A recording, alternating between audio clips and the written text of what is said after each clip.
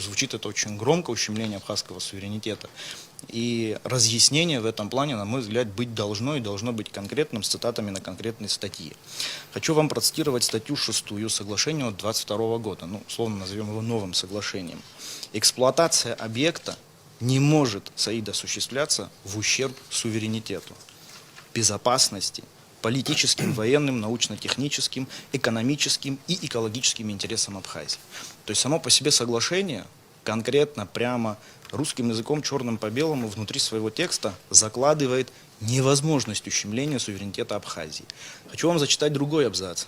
Российская сторона самостоятельно осуществляет меры по обеспечению безопасности объекта и, подчеркиваю, уведомляет о принятых мерах компетентные органы Республики Абхазия. Хочу подчеркнуть, сконцентрировать ваше внимание на слове «уведомляет». То есть в наших взаимоотношениях в рамках этого соглашения имеются абзацы, тезисы, связанные с уведомительным характером. Пойдем дальше. Российская сторона по, подчеркиваю, согласованию с компетентными органами Республики Абхазия осуществляет меры по обеспечению надлежащего функционирования объекта. То есть в этом абзаце мы можем проследить и согласительные механизмы нашего взаимодействия. Конкретно эта статья, это была статья 6, она указывает два очень важных элемента. Это непосредственное указание на невозможность ущемления суверенитета нашей страны, это первое.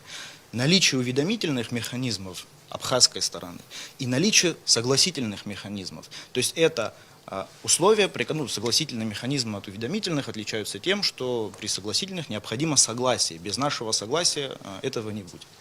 Я хочу обратить ваше внимание, Саид, в том числе и на статью 12 соглашения. Я все о том же соглашении 22 года.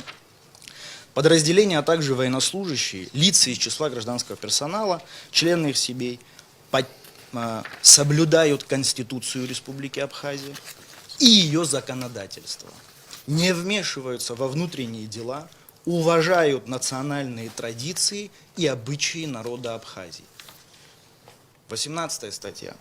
При исполнении служебных обязанностей, вот я хочу ее подчеркнуть, эту статью, служебных обязанностей военнослужащие имеют право на ношение формы, оружия, применение этого оружия, применение физической силы, но, подчеркиваю, в части, не противоречащей порядку, определенному законодательством Республики Абхазия. То есть вот эта вот совместная наша деятельность, отдельно деятельность органа исполнительной власти Российской Федерации на территории, она реализуется исходя из тех рамок, нормативно-правовых рамок, которые существуют в нашей стране. И последнее. Это 14 статья. Вы, Саид, тоже затронули вопрос юрисдикции. Я уже плавно к этому вопросу тоже подошел. Обращаю ваше внимание. Компетентные органы Российской Федерации и Республики Абхазия совместные могут обращаться друг к другу с просьбой о передаче или принятии юрисдикции в отношении отдельных вопросов, предусмотренных статьей. То есть есть перечень вопросов, по которым в случае появления определенных, трудностей, мы можем просить или российскую сторону или спорных моментов, там есть определенный конкретный перечень, мы можем обратиться за передачей юрисдикции.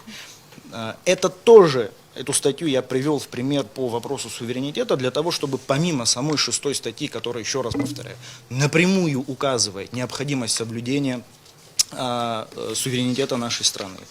Это же 12 статья, которая устанавливает необходимость безукоснительного соблюдения Конституции и законов. Но я привел вам согласительные механизмы, уведомительные механизмы. Вот с точки зрения общей теории права, суверенитет реализуется именно благодаря наличию в договорно-правовой базе вот таких механизмов. И такие механизмы, на мой взгляд, в этом соглашении нашли свое отражение.